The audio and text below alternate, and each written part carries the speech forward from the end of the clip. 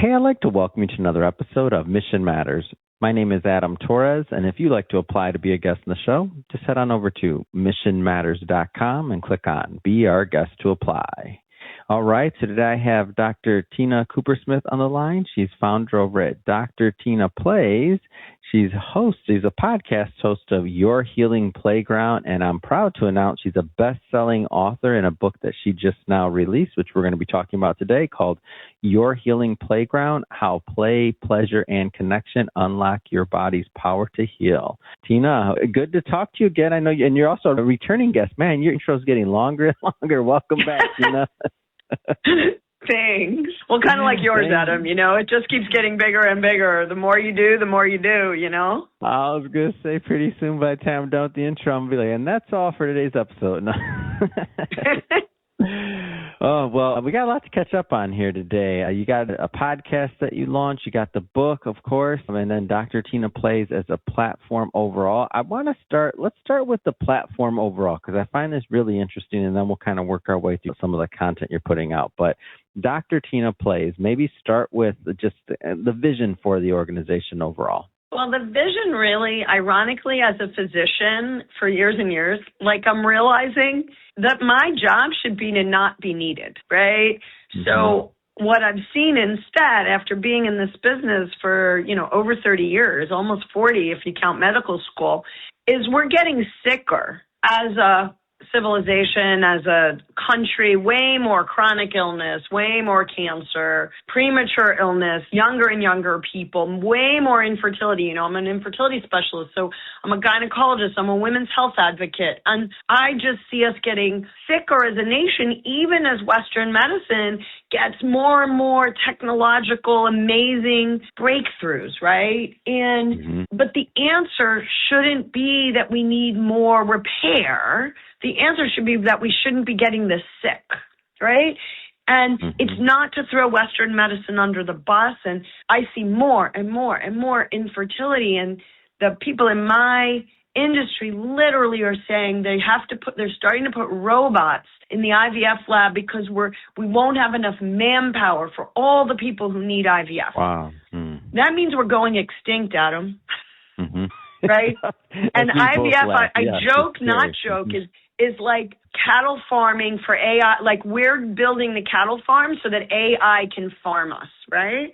That we can reproduce without play, without pleasure, with needles and shots and science and nervousness, right? And infertility, we're born to be fertile. It's not a known disease. It's a condition of our times.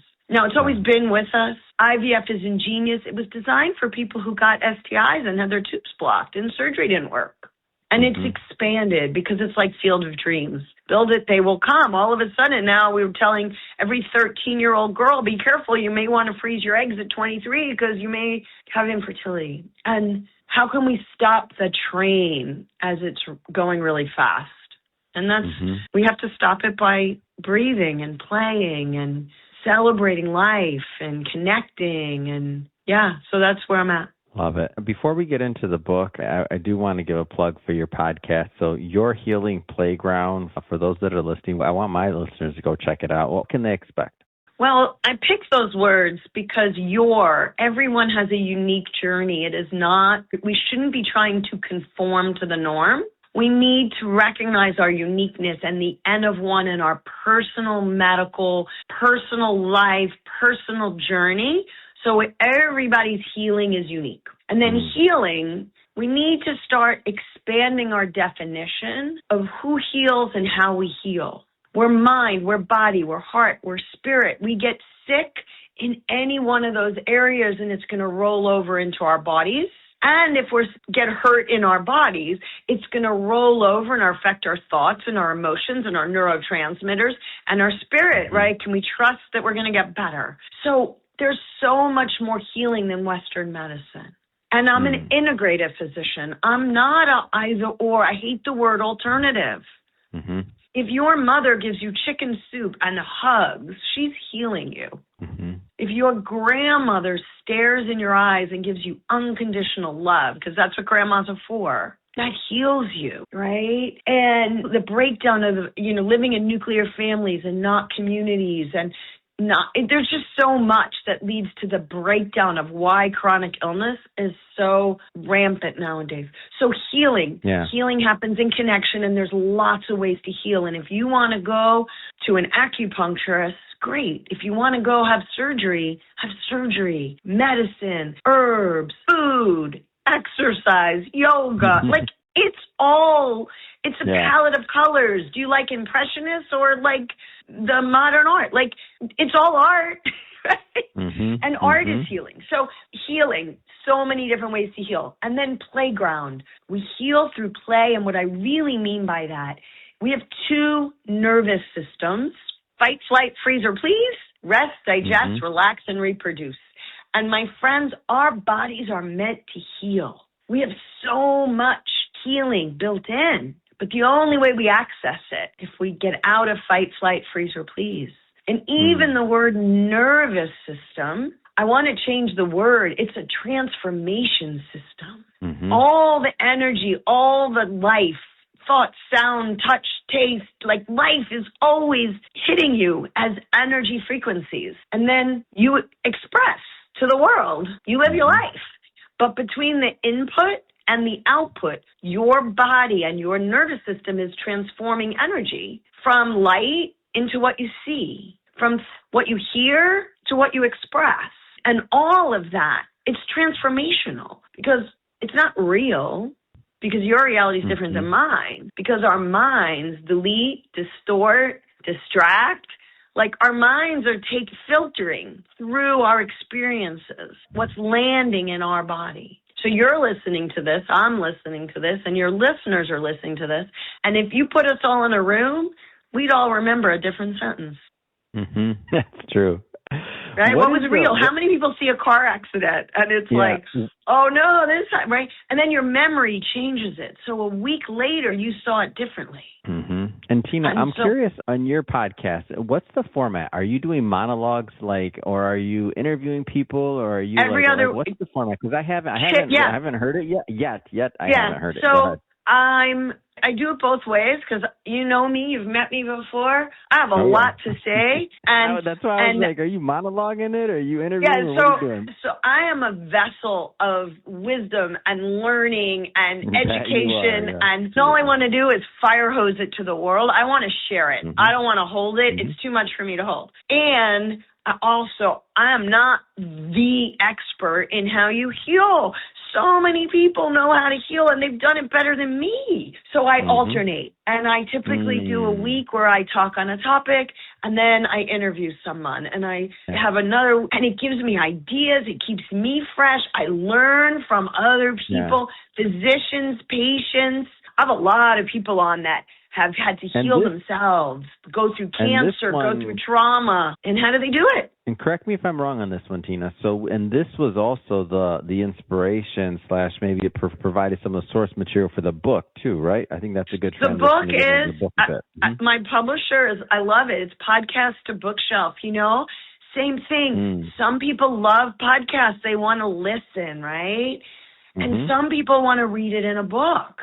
And then some people don't listen to the podcast, so they need the Audible version, and I got to make an Audible version of the book, right? That's true. But again, we're all unique, and there's so many ways to get your information in, and I just want people to have this knowledge, right? This wisdom, and this is like this life, it's your play. It's your playground, and you need to play in your life.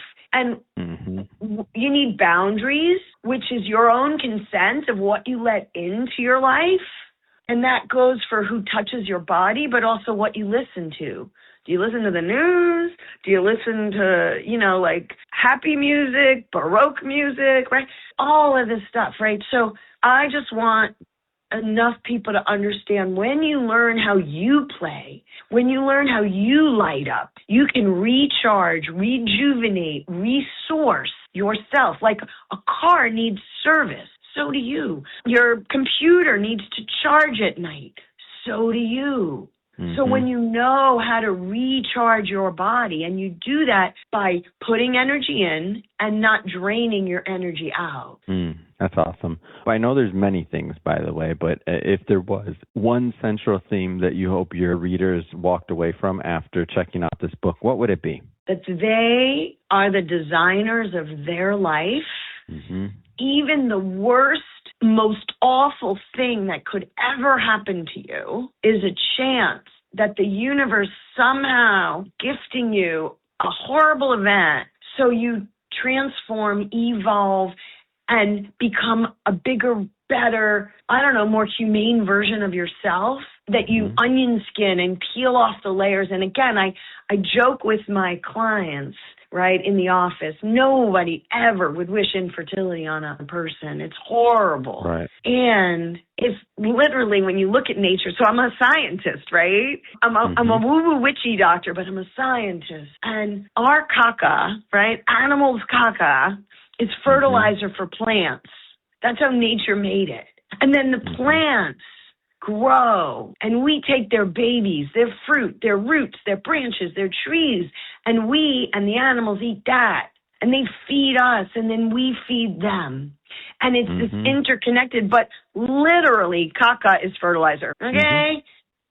So when you have a horrific experience in your life, can you say, all right, this is a gift wrapped in caca, and I got to get my hands dirty and get rid of the caca so I can find how this is fertilizer for my growth, for my soul. My soul came here in some way, shape, or form to play with my one life. Now, we may have many lives, and that's another whole story, but this life is the only one we're 100% sure about, right? And we can't change the awfulness. We can't make it go away, right? Pain is human, but suffering is optional. So how can we take the pain and repurpose it to make it a little lighter? And I've listened to some of your podcasts. I listened to one this morning, right? Someone in their family had mental illness. Horrible. Nobody would wish that on anyone. No. And they turned it into purpose for the entire family to help this system, which is broken, to stop judging people with mental illness and realizing, there's probably a genetic component. It's food oriented. They can't filter out all the energy coming in. They have detox mechanisms in their DNA, which is more sensitive. I actually say infertility patients are the canary in the coal mine, and they're more sensitive to the negative ways in which they're living. But they're there to tell us, let's change how we're living. I love let's play more, because all you got is today. You're not guaranteed tomorrow. Oh, I like that. That's true. And we need to hear that more and more. Tina, this has been great having you back on. I'm going to keep on having you on because this is great. You got me all fired up here. I got some more interviews to do, and my next guest's going to be like, what's going on, Adam? Why are you so hyper? I'm like, I had Tina on. Yeah, let me just I want to say two things, Please, right? Go for it. So two things that are so important to me, right? We need to tune into our own bodies to turn on and know what lights us up, so that work becomes play. Like if you know what lights you up, pick a career that lights you up. So work feels like play. And when work starts feeling like drudgery, how do you change it, right? So when you know who you are, and I've talked to you about the erotic blueprints, right? But when you know what lights you up, and a 2-year-old knows this, and as an adult we forget it, right? Life will always be taking the energy away. Like you don't have to schedule stress. It shows up. It happened to me this morning. I missed something. My brain is too overloaded, right? But we need 8 positives to balance 1 negative. We're wired to remember where the tiger is hiding, not where the roses are blooming. So when we know what lights us up, schedule 8 times in a day for the one stressful event that you have, right? And life is like a bank account. Pleasure is your deposit. Stress and life are your withdrawals. The bills are always going to come due. So how can you play and put more pleasure in, right? And you're alive to feel like I celebrate. I'm not always happy, but I try and be joyful, which means, oh my God, this is really awful. I can experience the embarrassment, the shame, the awfulness right now because I'm still alive. And my mom didn't get to live this long. My mom died. We buried her on her 59th birthday when I was in my 20s. So I don't take life for granted. Yeah. And anyway, so know what lights you up. Schedule in. Play, purpose, safety. It's not for the children and the retirees, right? It needs to be a prerequisite. Know how you play. Know how you take pain and turn it into purpose. And know how you can source your own safety. Safety is an illusion because, you never know you're going to wake up, but you source your own safety. Don't give your power to someone else. And when you know how to play and you know how to make purpose of your life and you know how to source your own safety, pleasure builds because you feel safe. And then when you feel safe, pleasure builds. And then when pleasure builds, you feel more safe. And all of a sudden, your nervous system is back in that rejuvenation, resourced nervous system, and you actually can heal. Great. Tina, you always deliver. So last thing I'll ask you is, people are listening or watching this, and if they want to follow up and they want to grab that book, if they want to listen to the podcast, all that good stuff, connect with you on the content you're creating, how do people connect? Well, number one, just remember Your Healing Playground. You can find the book. We have free resources to help you journal prompts so that you can start actively becoming your own doctor. Okay, the doctor of the future is the patient, right? You should source your health and stay healthy. So Your Healing Playground on all the podcast, platforms, Spotify, Apple, blah, blah, blah. Your Healing Playground. I go live every Monday morning at 8. You can find Your Healing Playground as a website and Dr. Tina Plays because I love to play and come play with me. I'm going to do retreats. I want to help fertility patients feel play and safety in their body. So what can they celebrate while they're going through the journey? What can you celebrate while you're going through the journey? Maybe it's you got to this point and you're strong enough to get through it. And that can be it, that your body's teaching you you're strong enough to overcome any obstacle. And that's really empowering.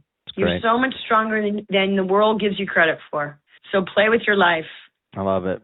Everybody that's listening, just so you know, we're definitely going to put those links in the show notes so that you can just click on the links and head right on over and connect with Tina. And speaking of the audience, if this is your first time with Mission Matters and you haven't done it yet, hit that subscribe or follow button. This is a daily show. You heard me, daily. Each and every day we're bringing you new content, new ideas, and hopefully new inspiration to help you along the way in your journey as well. So hit that subscribe or follow button. And Tina, congrats again on the podcast and the book and Dr. Tina Plays as a whole, the whole ecosystem you're building there. So appreciate all your work and thanks for coming back on the show.